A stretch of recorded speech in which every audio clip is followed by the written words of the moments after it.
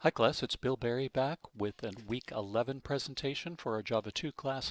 This week we are looking into some of our last topics for the quarter. We're going to talk briefly about priority queues and their relationship to heaps, which takes us also into the exploration of the heap sort, which once you understand what a heap is, you might as well talk about heap sort. So our last few topics, I think, and so here's the first video of those.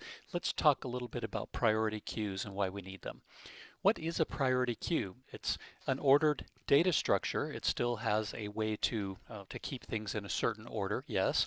But the difference here with versus a regular queue is that they understand importance. They understand some sort of way to rank these things. So it's not simply the next item in the queue as we looked at before, which is, sort of first in, first out. These have an understanding of importance. So the next most important thing must come out next.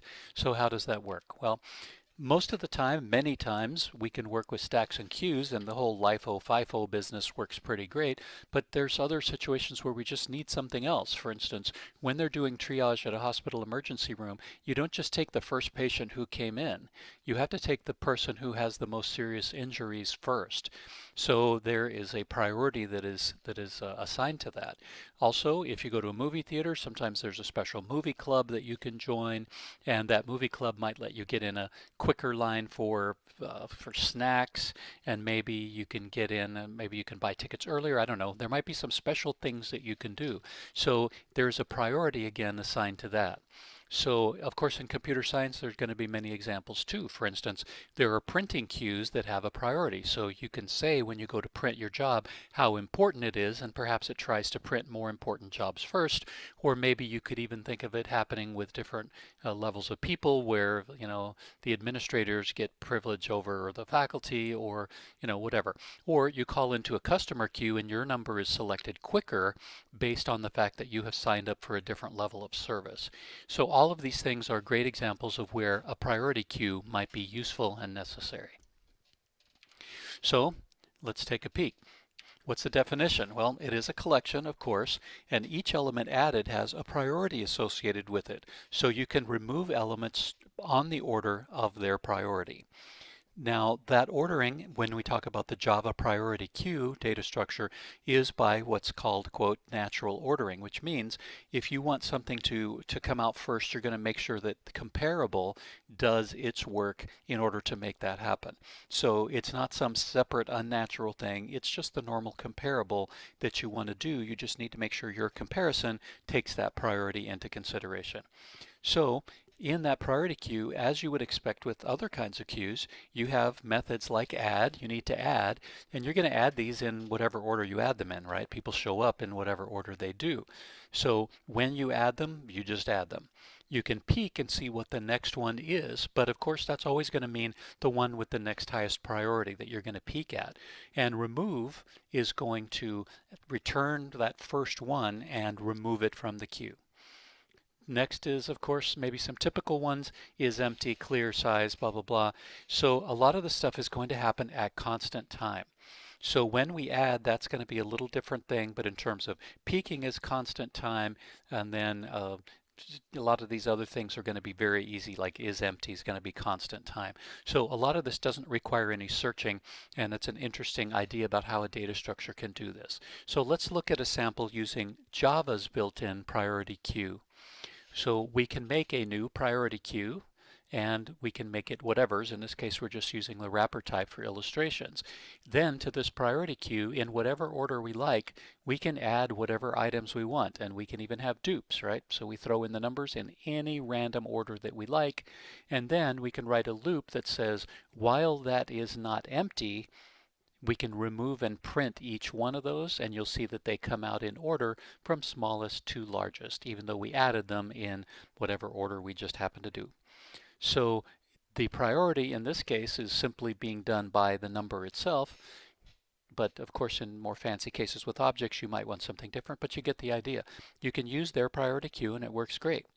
So Now, if you're working with objects, you can do things a little fancier, of course, because you have control over writing the comparable yourself. You can also pass a comparator. So remember that when you make these things, you can actually do collections.reverse order. So the constructor can take a comparator so that you can say, hey, don't do the normal thing. In this case, I want to make it all backwards, right? I want to make it go the opposite direction. So that's all works pretty good. So let's look at some sample code real quickly using audience members. There's a class called audience member, and audience member has simple stuff. You have a status, and we're going to say, you know, the people with the lowest number, like number 1, status 1 is the best. So we're going to have a status along with the name, and of course we could have plenty of other things. We write the compare to that takes advantage of that and says when we're comparing audience members, status is the thing.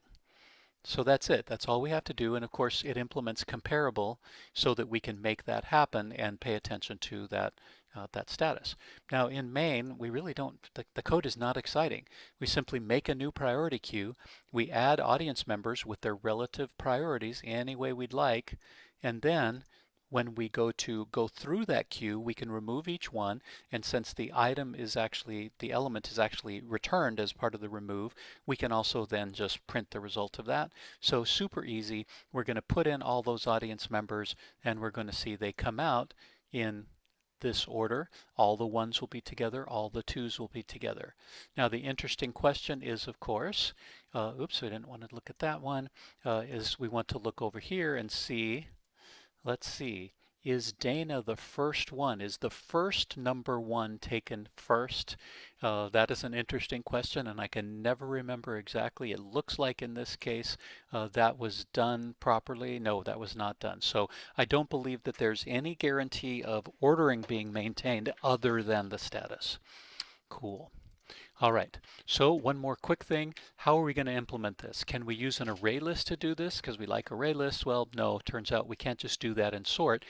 The reason is that in a good priority queue, it automatically deals with sorting. So we never have to manage it, call for sorting, or worry about the order of that operation. We don't want an n squared or even an n operation here. We want a faster thing, and that an array list would not let us do that. And so we want these to be super, super efficient. Again, we don't want to sort in n log n. We want really to be in sort of a log n environment. And peaking, we need to have super fast and constant time.